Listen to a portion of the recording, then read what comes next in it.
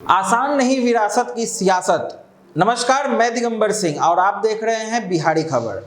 बिहार के सिवान से पूर्व राजद सांसद डॉक्टर मोहम्मद शहाबुद्दीन के निधन के बाद उनके पुत्र ओसामा साहेब को उनके सियासी विरासत का उत्तराधिकारी भले बना दिया गया हो, पर सिवान में अब हालात पहले जैसे नहीं रहे। जहां सहानुभूति लहर में अपने पिता की तरह रॉबिन हुड बनकर ओसामा बाहर निकले, भले ही बिहार के मुस्लिम वोटरों को प्रभावित करने के लिए राजनीतिक दल ओसामा के इर्द गिर्द गणेश परिक्रमा तो कर रहे हैं, पर उन्हें भी इस बात का अंदाजा है कि अब वह सिवान नहीं रहा जहां एक पत्ता भी शहाबुद्दीन के इशारे के बिना नहीं हिलता था।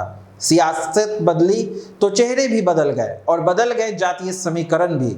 यह सिवान था जहां माले के डर से स्वर्ण वोटर शहाबुद्दीन के साथ थे और आज का समय यह है कि माले राजद के साथ है।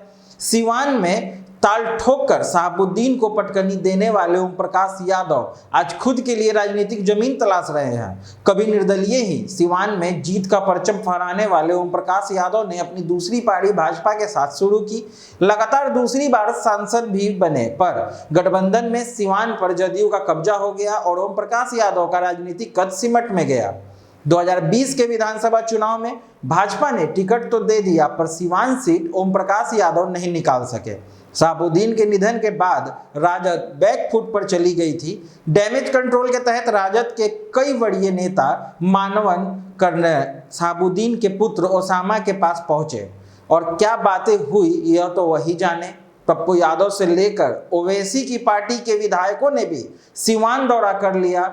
कौन गया कौन नहीं गया यह तो रिकॉर्ड है, पर ओसामा पहली बार अपने घर से निकले तो मशरक जा पहुंचे, वह भी राजद के कद्दावर नेता प्रभुनाथ सिंह से मिलने। वहां भी क्या बातें हुई और क्या सियासी समीकरण बने किसी को कुछ पता नहीं।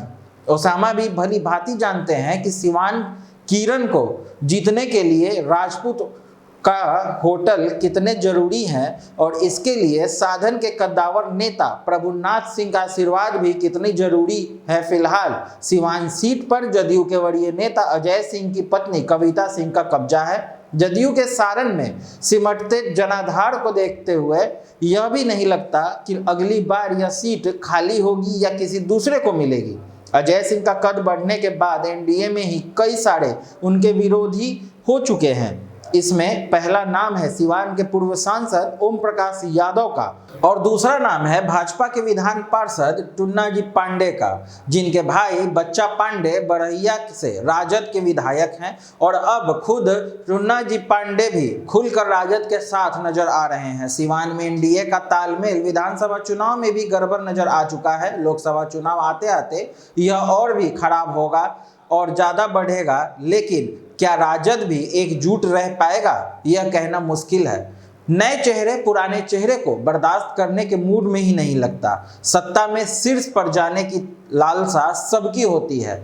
भले सहानुभूति लहर में सब आंसू बहाते नजर आए, पर जब मौका मिलेगा तो कोई भी उसे गंवाना नहीं चाहेगा। पूर्व सांसद शहाबुद्दीन की पत्नी हिना साहेब लगातार 2 चुनावों से राजद की उम्मीदवार रहने के बावजूद सिवान में हारती आ रही हैं।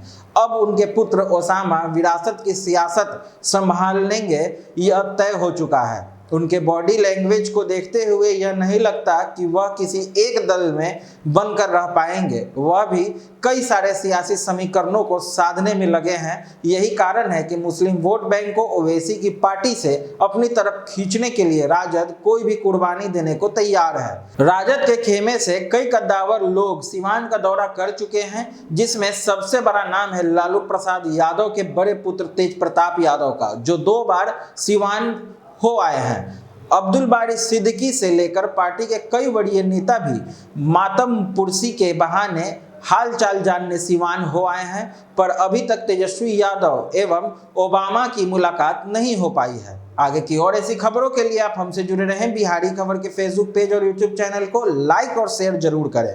धन्यवाद।